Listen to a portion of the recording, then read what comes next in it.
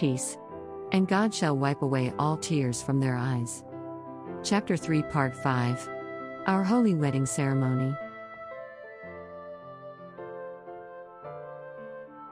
Jesus was born to humankind 2,000 years ago.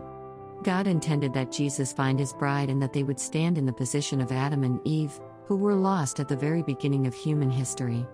Together, Jesus and his bride were to have grown to attain the position of true parents, providing living examples of a true husband and wife, parents, and family. However, God's hope for Jesus and Israel was not realized. The Lord went a secondary course, dying for us on the cross. We cannot imagine how devastated he must have been. When Jesus returns, his priority is to find the bride, with whom he will create a true family, society, nation, and world. With the true parents, the sorrows of heaven and earth can be alleviated, and the victorious foundation for God's ideal world can be laid. In this providence, the prophesied marriage supper of the Lamb, the day of our holy wedding, was the turning point, the day when God won his victory and recovered his lost glory. Furthermore, this was a day of joy for humankind, as it inaugurated a new history in which all can live together not only with their true father but also with their true mother. At the age of 15, Sun Myung Moon received his mission from Jesus Christ on Mount Myeju. It was a mission that would bring him severe hardship. It led him to study in Japan and to teach God's word in North Korea after Korea's independence, where he would face life-threatening hardships and unspeakable suffering. Communist Party officials and police cruelly tortured him to the brink of death. Tossed out as a lifeless body, he revived and continued his mission, only to be arrested once again and sent to a forced labor camp near the city of Hungnam. It was only the arrival of UN troops that saved him from execution there. With two of his followers, he headed south to begin his ministry again. Amid the clash of communist soldiers and UN troops, they were among the last to cross the frozen Imjin River into South Korea, and from there they walked hundreds of kilometers to the southern part of the peninsula. After planting his church in Busan, he settled in Seoul. Yet his trials continued and once again he was imprisoned, this time by the South Korean government. This course of hardships, during which time he relentlessly focused on teaching many new members about God and the mission of the Messiah, was the course he had to pass through to meet the only begotten daughter prepared by God, and to hold the marriage supper of the Lamb. Members of the early Unification Church endured bitter ordeals together with Father Moon. As the year 1960 approached, they were filled with indescribable hope. Father Moon was turning 40, and he had prophesied that this would be the year of the holy wedding of God's first son and daughter, the only begotten son and only begotten daughter. And that promise was fulfilled. At the Chongpa-dong Church, at 4 o'clock in the morning on March 27, 1960, the first day of the third lunar month, when spring was in full bloom, Father Moon and I held our historic engagement ceremony. We had invited 40 men and 40 women to witness the ceremony, but members wishing to see us had come in great numbers and the small church was packed to overflowing. The engagement ceremony, held in two parts, was conducted in a holy atmosphere. It concluded with Father Moon's benediction, reporting the profound meaning of the ceremony to heaven and earth. The 6,000-year history of humankind, he prayed, was the anguished course necessary to receive the true parents. That Jesus could not become the true parent was the sorrow of all people, but the day of our engagement ceremony was the blessed day that finally relieved that sorrow. 15 days after the engagement ceremony, at 10 a.m. on April 11, 1960, the 16th day of the third month by the lunar calendar, we conducted the holy wedding. 700 or so members chosen from our churches across Korea gathered at Chongpa-dong Church to attend this splendid event, long awaited by our heavenly parent. Because even more members flocked to attend the holy wedding than the engagement ceremony, the church was overflowing, and those who could not enter the building filled the alleyway beside it. The atmosphere was nonetheless solemn and reverent. The small chapel of the church was decorated beautifully and meaningfully for the occasion. The walls and floor were covered with white cloth, and a platform was set up to the left of the door. Dressed in a long, white skirt and top, with a long veil covering my head, I walked down the stairs from the second floor, arm in arm with the bridegroom, as members sang a holy song, Song of the Banquet. All in attendance warmly welcomed us, and the holy wedding ceremony thus commenced. The first ceremony of the holy wedding was held in Western-style clothing, and the second ceremony was held in traditional Korean-style clothing, complete with robes and headdresses. The significance and value of this joyful occasion should have been praised, glorified and honored by all nations and peoples. Yet it was marred by a distressing incident. The day before the ceremony, the Ministry of Home Affairs, responding to a Christian group's accusations, arrested and interrogated Father Moon. He was able to return to his quarters in the church only after being subjected to humiliating questions until 11 p.m. Yet under the grace of God and the Holy Spirit, Father Moon and I, and the entire congregation, put aside this painful experience as if it had never happened and conducted the marriage supper of the Lamb with serene hearts.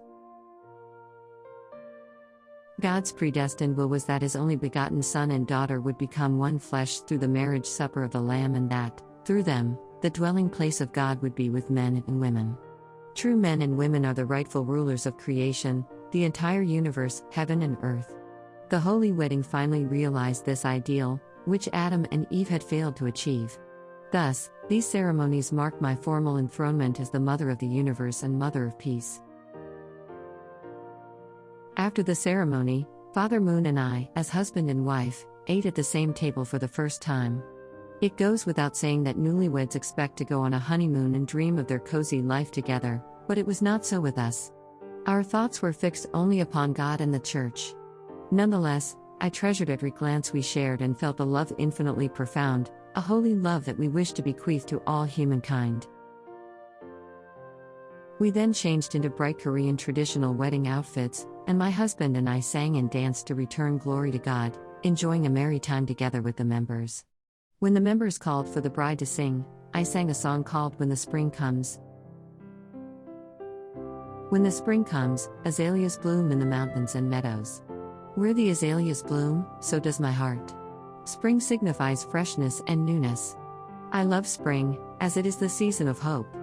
Spring brings with it the expectation that, as we leave the cold winter behind, our days will be vibrant with life.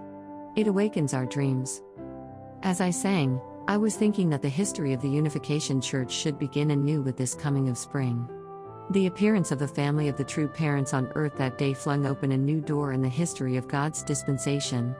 The day of the holy wedding ceremony, conducted after we had lived through perilous years, was the day of God's greatest delight. In the New Testament's book of Revelation, it is written that the marriage supper of the Lamb will take place when the Lord comes again at the end of times. That prophecy was fulfilled by the holy wedding, by which the only begotten Son and only begotten daughter, lost at the beginning of human history, were brought together as bridegroom and bride and anointed as the true parents. As we were joined as husband and wife, I made a firm resolution in front of God. During my lifetime, my beloved husband and I will bring to a conclusion the history of the providence of restoration through indemnity, during which God has laboriously toiled. I know that what hurts God's heart more than anything else are the religious conflicts that take place in His name. Without fail, we will end them.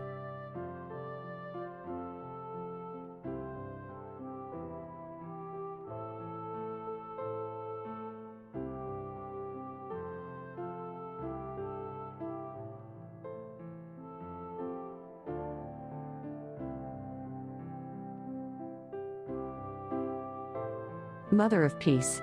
And God shall wipe away all tears from their eyes. Chapter 3, Part 6. A small boat on heavy seas.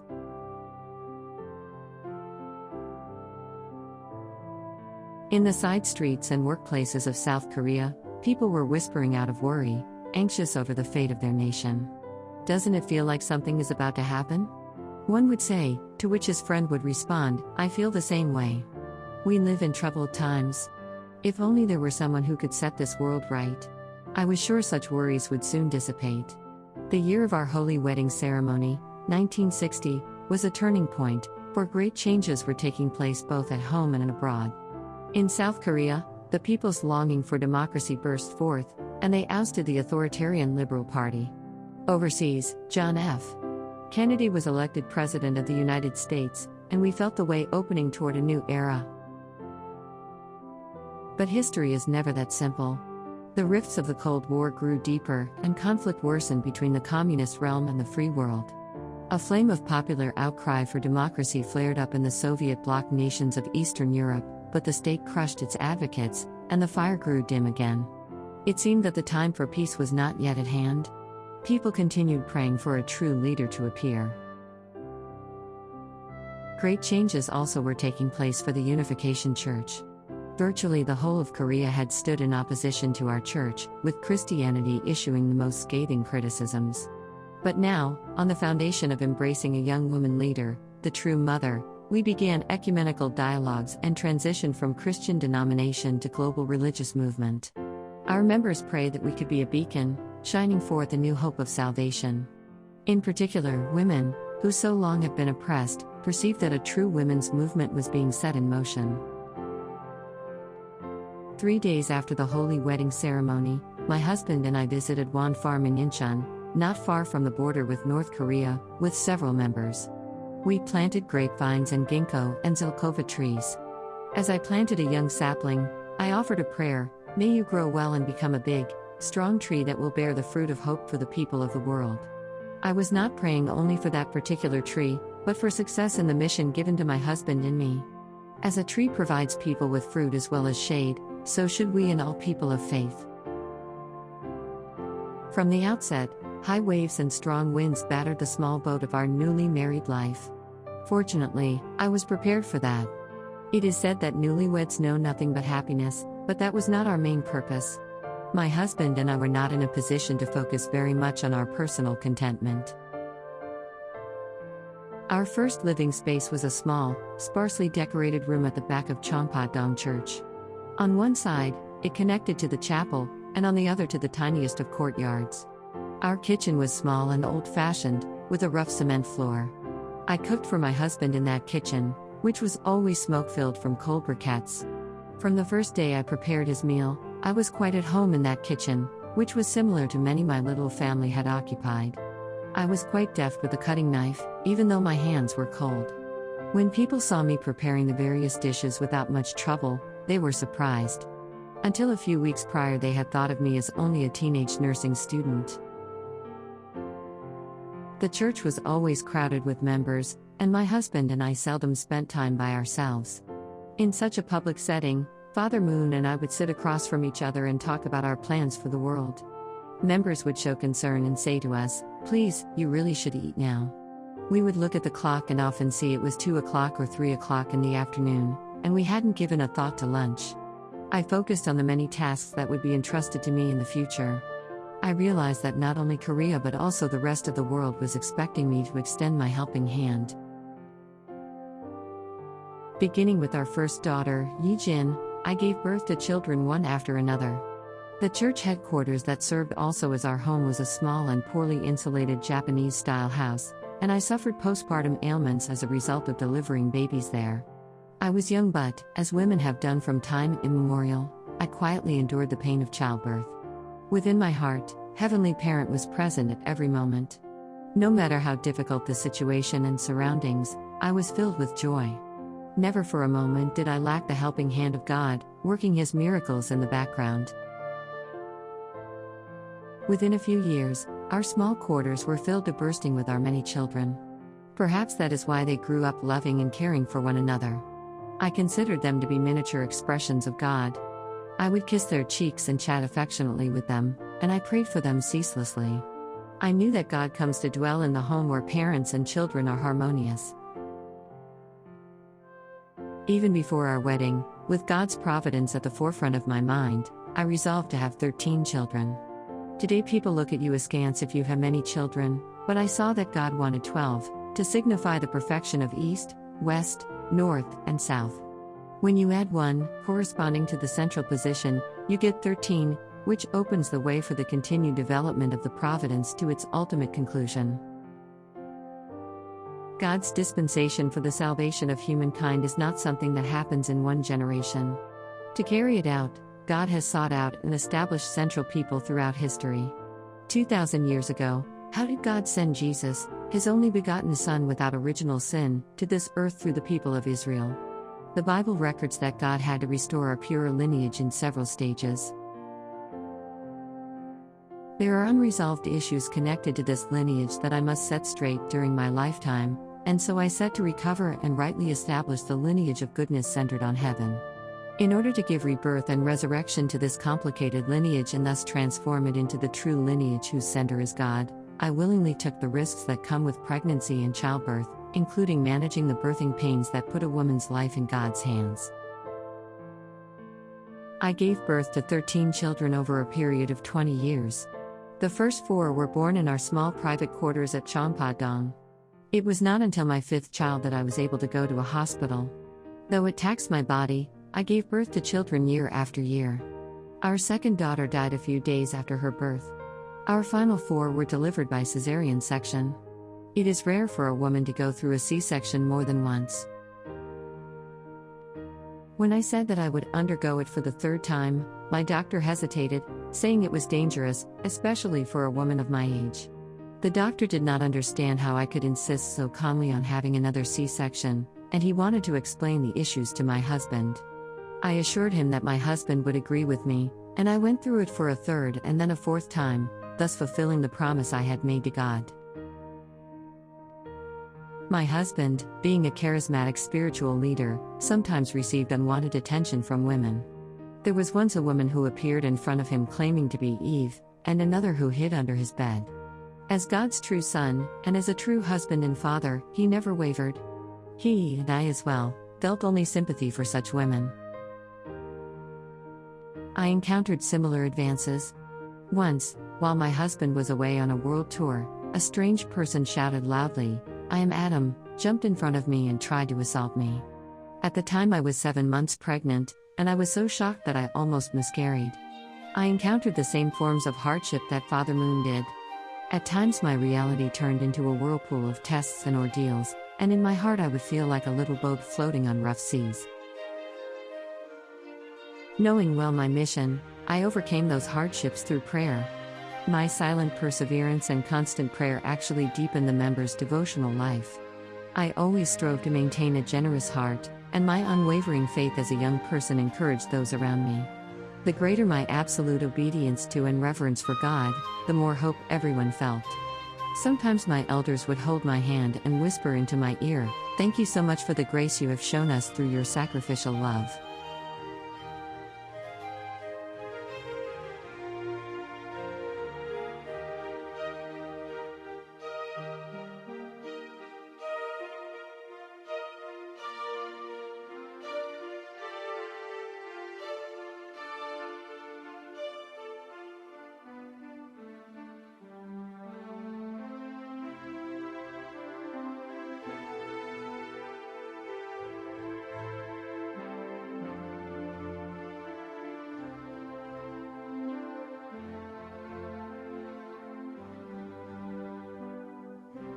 Mother of Peace.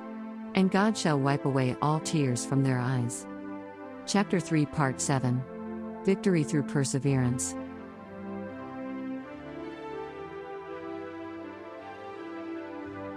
Oh no, I've lost another pair of shoes. Even before the member would finish his sentence, those around him would know what had happened. Poverty sometimes makes people do bad things. At the end of Sunday services, we often would find that a pair or 2 of shoes were missing from the shoe rack. So, whenever I had a little extra money, I would buy new shoes for members who had lost them. I also prayed that the person who had taken the shoes would set his or her life straight. Between 200 and 300 people would attend our services and other events, and there was never enough rice to serve them all. So we made porridge by boiling barley in a large iron pot.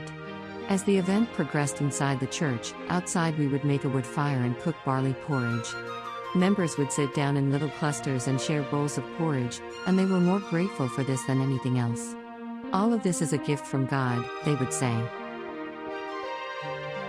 When I was pregnant I craved tangerines, but we could not afford them, they were so expensive.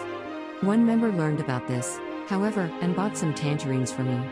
I ate 6 or 7 of them on the spot. I was so grateful, I cried. When a church holy day would approach, I felt more anxious than excited or happy.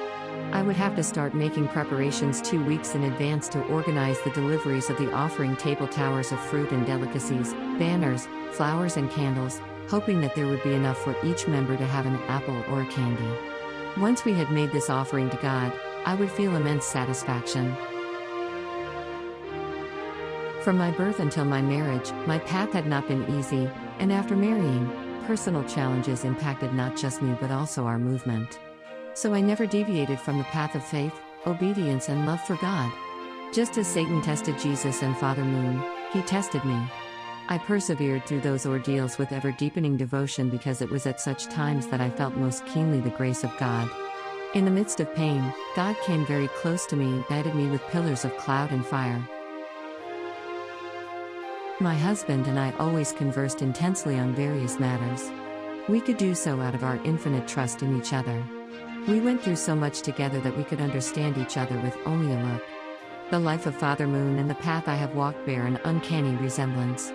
Most people assumed that I was so happy and that I wanted for nothing. You received the seal from God as His only begotten daughter, they would think, and you were born as a perfected being. Therefore, you attained your position with no effort. Many people thought like this. They believed that as the mother of the universe I blissfully had met Father Moon, formed a happy family and enjoyed life. That describes my life from one perspective, but I have scaled mountains as treacherous and impassable as any in this world. I was able to surmount them all with my husband's love, which was more than any wife has ever received. Although I had 14 children, I never once thought that I had too many. Nonetheless, my children had to go through difficult experiences. When they went out to play, local people would glare at them. "Your father is Sun Myung Moon, isn't he?" Adults would shout at an innocent 5-year-old. "Do you know what your father does?" The Unification Church is creating such a disturbance in the world. While in Korea they were criticized for being the sons and daughters of Sun Myung Moon, and when we moved to the United States, they faced discrimination for being Asian. It pained me to see my children suffer, but I did not lament or blame others. I held them in my arms and set an example for them by offering prayers of gratitude. My husband and I cared for our children with love and devotion, but because we had so much work to do for the church and in Providence, we were unable to spend much time with them. One day, when my husband was on his world tour, Hyo-jin, barely 3 years old, sat on the bedroom floor and began to draw. Normally he liked to draw cars or bikes, but that day he clumsily drew a face on the white paper. Even though I knew that it was his father, I asked him, "Hyo-jin, who is that?" Hyo-jin did not answer me, but drew a face on another piece of paper. Though it looked different from the first one, it was still without a doubt his father's face. Hyo-jin was usually very active, but on that day he sat quietly and continued to draw. He did not grow tired of drawing his father's face, even after spending the whole day at it. And he did not stop drawing it the next day or the day after. It was only when his father returned that he stopped drawing. I can still remember quite vividly how he smiled brightly at his father as he was embraced by him. It was as if he had been given the world.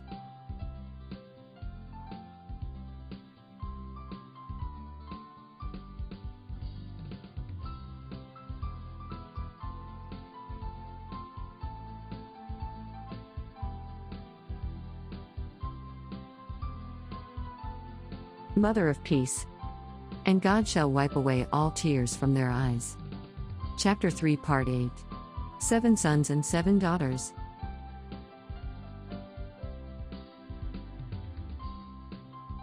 True Father and I offered 3 generations as a true family to God, culminating when we, with all of our children, their spouses and our adult grandchildren, taught God's word and ministered the blessing in 180 nations, in what we call the Jubilee years.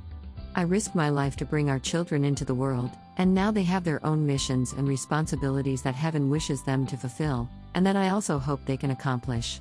Although, as their parent, I may be unable to help them enough, I pray for them every day.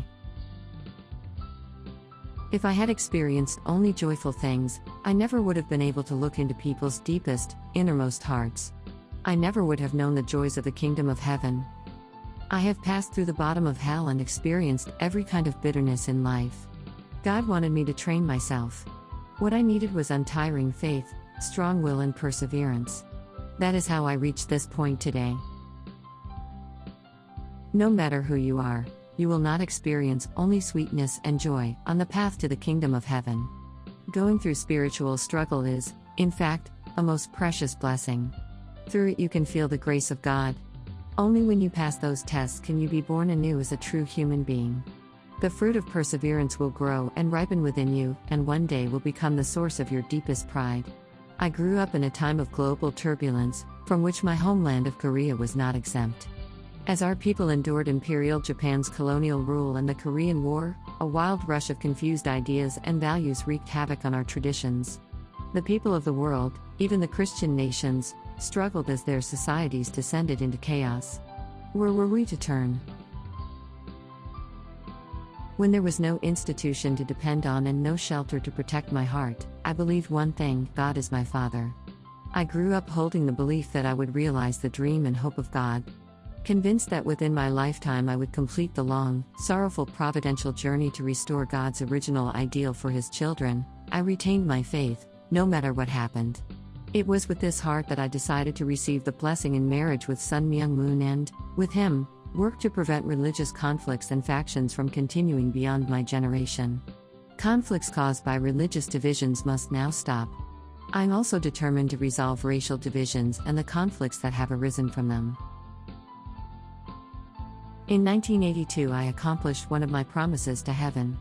In the 2 decades after our holy wedding, I bore 14 children, 7 sons and 7 daughters.